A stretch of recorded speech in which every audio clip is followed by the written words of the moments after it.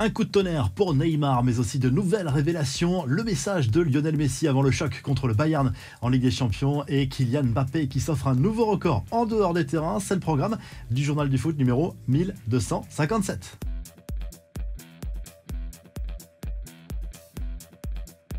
Nouveau coup dur dans la carrière de Neymar. Le Brésilien va finalement se faire opérer de la cheville droite au Qatar. Verdict 3 à 4 mois d'absence pour le Brésilien dont la saison est d'ores et déjà terminée. Cela donne l'impression d'un éternel recommencement pour la star de la Seleção, blessé à de nombreuses reprises ces dernières saisons, souvent lors de la seconde partie de saison. D'ailleurs, d'ici la fin de la saison, Neymar aura manqué quasiment la moitié des matchs avec le PSG depuis son arrivée dans la capitale française en 2017. Selon l'équipe, cela va forcément contrarier les plans du PSG qui envisageait une vente du Brésilien cet été. Chelsea, qui était intéressé, pourrait finalement être refroidi par cette nouvelle blessure. Et toujours selon le quotidien sportif, ces blessures à répétition auraient peut-être pu être évitées parce que le PSG avait décelé cette fragilité dès 2017 au moment du transfert de Neymar, mais n'a pas voulu soigner complètement sa star parce que cela aurait occasionné une longue absence qui aurait peut-être fait jaser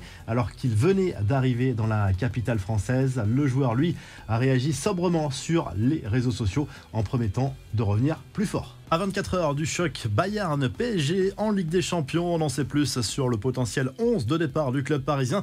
Privé de Kimpembe et donc de Neymar, le club parisien devra remonter. Un but de retard après la défaite à l'aller au Parc des Princes. Kylian Mbappé et Lionel Messi seront encore alignés ensemble à l'Allianz Arena. En défense, le capitaine Marquinhos devrait pouvoir tenir sa place, même s'il souffre des côtes. Sauf surprise, Sergio Ramos et Danilo Pereira seront alignés à ses côtés dans l'axe. Il y a un doute dans le couloir droit entre Nordi Mukiele et Achraf Hakimi. Le trio Ruiz, Verratti, Vitinha est attendu au milieu de terrain. Lionel Messi qui a délivré un message positif avant ce grand rendez-vous européen. L'Argentin croit très fort en la qualification. C'est l'objectif de tout le monde. Je pense que nous sommes bien préparés et que nous sommes capables de retourner la situation. Je me sens très bien. Je pense que l'équipe en général a changé au cours des derniers matchs. Nous avons une envie très forte de continuer notre chemin en Ligue des Champions à lâcher le champion du monde. Les infos et rumeurs du mercato, l'appel du pied de Victor Osimhen au club anglais. L'attaquant du Napoli a parlé de son avenir lors de la remise du prix du meilleur sportif étranger de l'année en Italie, décerné lundi soir. Sous contrat jusqu'en 2025, l'ancien Lillois n'a pas caché son désir d'évoluer un jour en Première Ligue. Des nouvelles d'Eden Hazard, l'international belge qui joue toujours aussi peu au Real Madrid, devrait à nouveau être poussé dehors cet été. Le club merengue aimerait récupérer une indemnité de transfert et éviter ainsi un départ libre en 2024. Son nom avait été associé à l'Arabie Saoudite en janvier dernier. Le club d'Al Nasser aurait pensé à l'associer avec Cristiano Ronaldo. Allez, on passe aux infos en bref. Le Qatar favori pour le rachat des Red Devils en plus du PSG. Les Qataris se sont positionnés récemment sur le rachat de Manchester United. Visiblement, la famille Glazer apprécie cette candidature. Une autre proposition émanant d'Ineos est arrivée sur la table des propriétaires américains, on le rappelle. Mais selon RMC Sport, l'offre du Qatar a de l'avance. Elle se situerait autour de 5 milliards d'euros.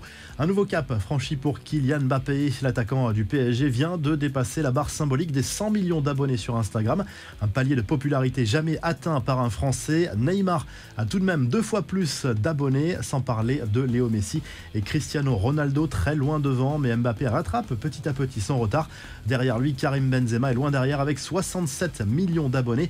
Retour retardé pour N'Golo Kanté. Graham Potter a confirmé l'absence du milieu de terrain français pour le 8e de finale retour de Ligue des Champions contre le Borussia Dortmund.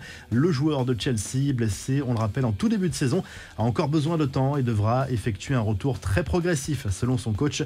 Enfin, Antoine Griezmann était de passage à Paris lundi pour découvrir sa statue de cire au musée Grévin. Une vraie fierté de l'aveu même de l'attaquant des Bleus qui rejoint Kylian Mbappé et Zinedine Zidane dans le musée parisien. Le buteur de l'Atlético Madrid a visiblement choqué au moment de découvrir le résultat très ressemblant.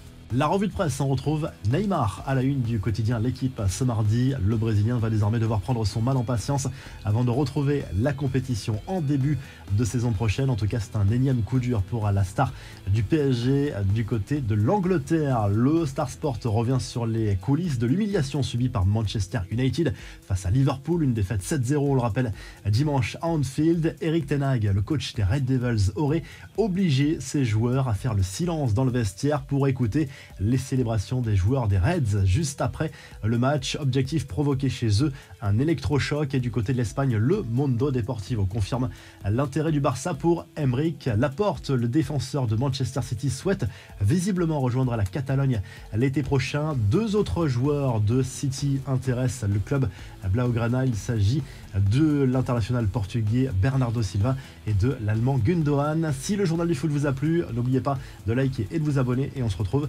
rapidement pour un nouveau journal du foot.